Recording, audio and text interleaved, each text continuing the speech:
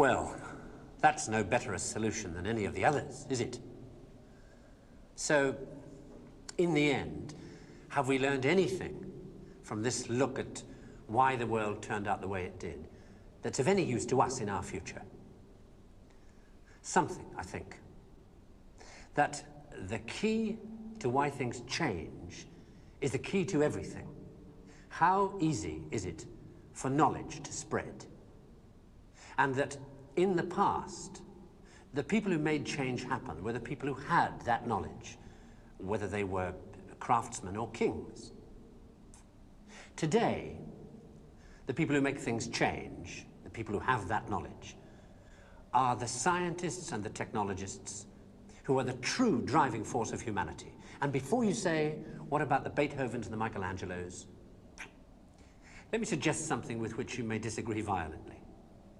That at best, the products of human emotion, art, philosophy, politics, music, literature, are interpretations of the world that tell you more about the guy who's talking than about the world he's talking about. Second-hand views of the world, made third-hand by your interpretation of them. Things like that, as opposed to this. Know what it is? It's a bunch of amino acids, the stuff that goes to build up a worm or a geranium or you. This stuff's easier to take, isn't it? Understandable, got people in it. This scientific knowledge is hard to take because it removes the reassuring crutches of opinion, ideology, and leaves only what is demonstrably true about the world. And the reason why so many people may be thinking about throwing away those crutches is because, thanks to science and technology, they have begun to know that they don't know so much, and that if they are to have more say in what happens to their lives, more freedom to develop their abilities to the full, they have to be helped towards that knowledge that they know exists and that they don't possess.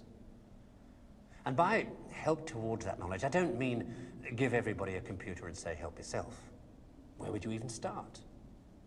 No, I mean trying to find ways to translate the knowledge, to teach us to ask the right questions. See, we're on the edge of a revolution in communications technology that is going to make that more possible than ever before. Or, if that's not done, to cause an explosion of knowledge that will leave those of us who don't have access to it as powerless as if we were deaf, dumb, and blind. And I don't think most people want that. So what do we do about it? I don't know.